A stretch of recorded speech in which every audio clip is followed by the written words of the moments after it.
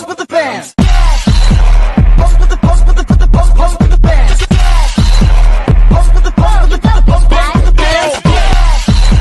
Pose with the pose with the put the pose with the bands. Pose with the pose with the put the pose with the bands. Pose with the bands. Apa? Kita kena siapkan tugasan cepat. Esok nak kena submit data. Relax. Aku dah siap dah suruh intro. Serius lah. Ya. Tulis je assignment ni pasal bahasa Melayu. Okay guys. Berhenti. Siapa yang berani menghina aku tu? Weh, ni cosplay ke ni? Kau ni siapa? Datang tiba-tiba nak viral ke? Kamu semua tanya aku ni siapa? Aku ni lah bahasa Melayu. Aku ni roh pengikat sejarah identiti kamu sendiri. Kamu tahu tak?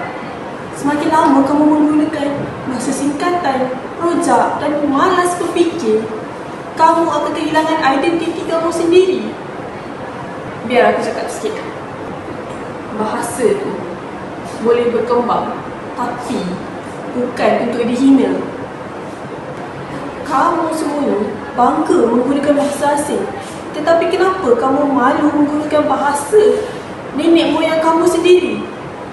Tak salah untuk kita mempelajari bahasa lain, tetapi janganlah sampai merosakkan kita punya bahasa. Tapi zaman sekarang ni semua guna English. Guna singkatan pun lagi cepat. Jadi kalau kita orang guna bahasa baku, confirm kena bahan. Tak naklah macam tu. Ya, memang benar. Setiap yang kamu lakukan, semuanya pasti ada cabaran. Tapi kena ingat, bahasa jiwa bangsa. Kamu terbayang tak, jika bahasa tu terus hilang, apa akan jadi dengan generasi kamu? Aku datang dari masa depan menjadi saksi bagi kecelaruan identiti generasi kamu ni. Ada yang sukar untuk mengetahui asal-usul mereka, ada yang tidak tahu salah silap keluarga mereka, dan ada juga yang langsung tidak tahu tentang bahasa Melayu. Mereka menggunakan bahasa asing. Bahasa semua tercampur aduk. Kita tiada bahasa kita sendiri. Bahasa kita pupus. Sayangnya, kamu semua ni generasi yang kreatif. Kamu semua lahir dalam era digital di mana perkembangan teknologi semakin pesat. Apa salahnya jika kamu gunakan kreativiti kamu untuk murnikan semula bahasa Melayu? Contohnya, mereka konten digital berkaitan bahasa Melayu. Ataupun kamu boleh mereka satu konten digital atau membuat konten digital terkini menggunakan bahasa Melayu dengan tata bahasa yang betul. Sebagai contoh, bahasa Melayu baku ataupun tiada unsur-unsur bahasa rojak ataupun singkatan. Kamu boleh juga selitkan maklumat berkenaan kepentingan bahasa Melayu untuk generasi yang akan datang. Mungkin dengan cara tersebut, orang sekeliling akan mengikuti jejak langkah kamu. Selain itu, kamu juga boleh tunjukkan kebanggaan kamu menggunakan bahasa Melayu dalam setiap komunikasi kamu. Secara tidak langsung, orang akan rasa terpegun, dan mungkin ada juga yang akan menjadikan kamu sebagai idola mereka. Siapa tahu, mereka yang melihat kamu lambat laun akan terpengaruh dan mengamalkan juga perbuatan tersebut.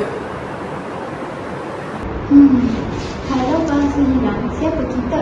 Aku rasa kita kena ubahlah cara kita berkomunikasi. Betul juga. Kalau kita pandai dan kreatif dalam menggunakan bahasa baku, mesti lagi mantap kan? Betul tu. Ingatlah, kamu bukan sekadar pengguna media sosial, tetapi kamu juga penjaga kepada maruah bangsa kita. Jagalah bahasa seperti mana kamu memelihara martabat diri kamu sendiri. Sebelum aku pergi, aku ingin memohon maaf. Aku bukan memarahi kamu. Aku hanya ingin kamu sedar betapa pentingnya bahasa Melayu dalam kalangan generasi pada masa kini. Sebelum aku kembali ke duniaku semula, maukah kita berpantun bersama-sama?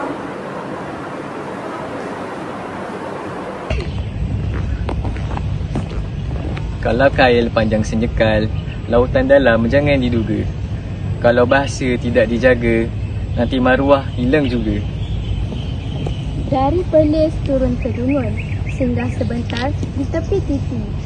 Bahasa indah tanda bangsawan, gunalah ia dengan hati. Kalau roboh Kota Melaka, papan di Jawa saya ambilkan. Kalau hilang bahasa kita, hilanglah bangsa seluruh badan. Oleh itu, Marilah kita memuatabatkan bahasa Melayu kerana bahasa kita, identiti kita.